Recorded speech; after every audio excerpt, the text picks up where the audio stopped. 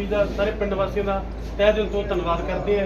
ਤੇ ਹੁਣ ਮੈਂ ਬੇਨਤੀ ਕਰੂੰਗਾ ਸਰਪੰਚ ਸਾਹਿਬ ਵਾਸੁਦੇਵ ਜੀ ਆਉਣ ਤੇ ਸੀਵੀ ਦੇ ਸਵਾਗਤ ਕਰ। अरे स्वागत तो करते हैं। और क्या?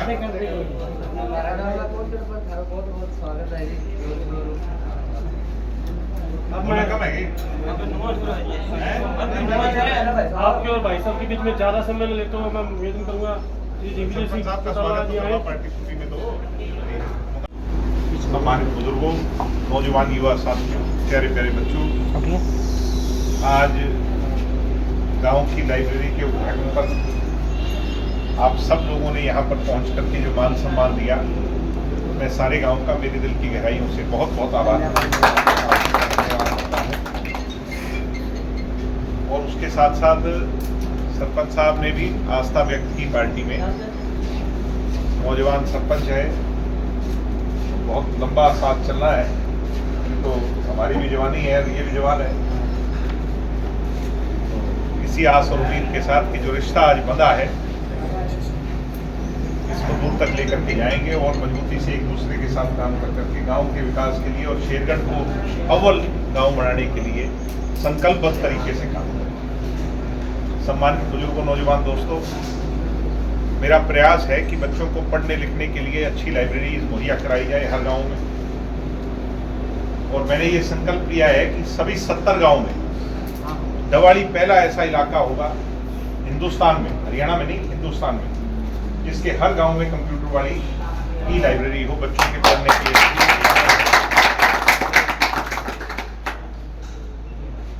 तो उसके लिए ई लाइब्रेरीज बनवाने का काम जारी है। लगभग आधा दर्जन से ज़्यादा ई लाइब्रेरी का उद्घाटन हो चुका है और चुनाव से पहले पहले सभी 70 गांव के अंदर लाइब्रेरीज बन जाएंगी, बन करके तैयार हो जाएंगी।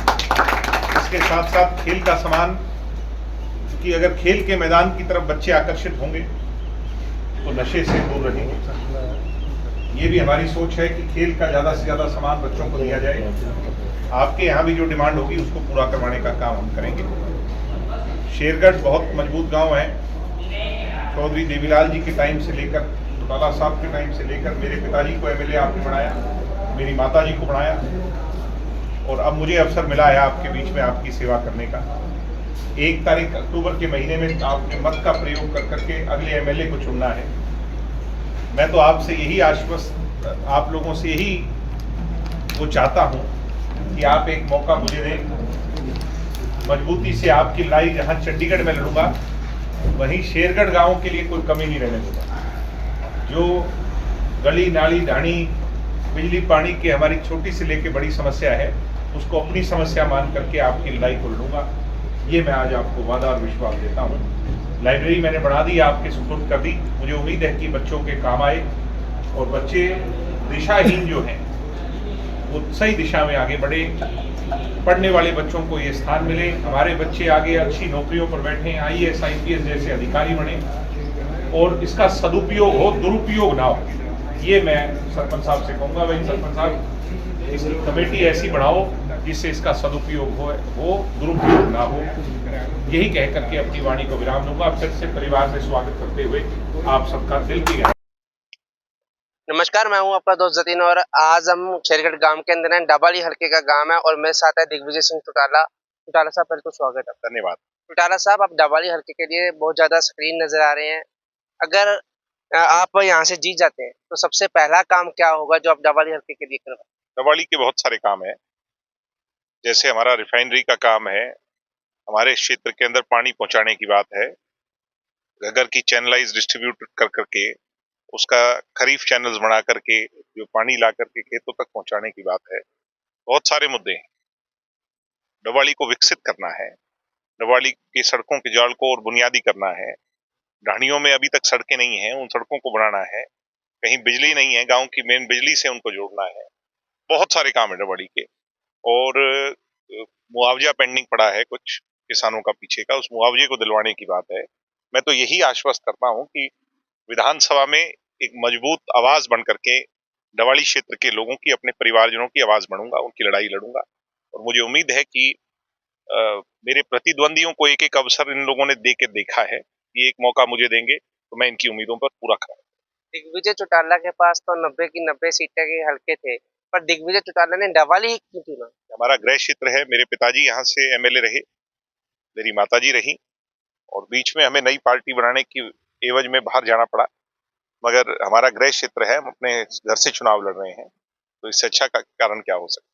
डबल हल्के में सबसे ज्यादा जो समस्याएं हैं वो क्या आ रही हैं कि आपने देखा भी होगा, आप गाँव-गाँव जा रहे हैं। बता तो रहा हूँ, बहुत सारी समस्याएं हैं, और उस समस्याओं को जो पिछड़ापन है उसको दूर करने के लिए बहुत लंबी लड़ाई लड़ने की आवश्यकता है। शहर की बहुत सारी समस्याएं हैं, जो शहर के अंदर ट्रैफिक व्यवस्था है वो उसकी बदहाली है। पीछे दिनों जब ये किसान आंदोलन हुआ तो सारा शहर अस्त व्यस्त हो गया, तो साफ सफाई की बहुत ज्यादा समस्या है हमारे यहाँ पर, रजिस्ट्रीज की बहुत बड़ी समस्या है, तो बहुत काम करने वाला है, और वो सभी काम मिलजुल करके हम डवाली के लोग करेंगे, और मैं उनकी आवाज विधानसभा में बन करके उनकी अगुवाई। जननायक जनता पार्टी की विधानसभा चुनावों को लेकर क्या कुछ तैयारियां हो चुकी हैं? आगे चुनाव भी बीजेपी के 4 प्रत्याशी घोषित हो चुके हैं, और बचे हुए प्रत्याशी बहुत जल्द घोषित हो जाएंगे, और पार्टी बड़ी मजबूती से विधानसभा चुनाव को लड़ेगी, ना केवल लड़ेगी बल्कि उसमें बड़ी पार्टी बनकर के बड़ी पार्टी बनकर जो सामने आएगी। तो दिग्विजय सिंह चौटाला ये बड़ी बात कहते नजर आ रहे हैं। तो दिग्विजय चौटाला लगातार विभिन्न गांवों में घूमते नजर आ रहे हैं और लोगों के साथ संपर्क साधता नजर आ रहे हैं। संपर्क जनता के साथ सीधा किया जा रहा है और अपने जो मोबाइल नंबर है जनता को दिए जा रहे हैं। किसी भी बात की कोई भी समस्या आती है तो सीधा दिग्विजय चौटाला से कंसल्ट करें, सीधी बात करें। और पहले कहा जाता था कि जो ठेकेदार बना दिए जाते हैं, दलाल बना दिए जाते हैं, पर वो चौटाला परिवार कह रहा है कि हमारे से सीधी बात करें। तो खास रिपोर्ट के लिए बने रहे पंजाब हरियाणा लाइव के साथ।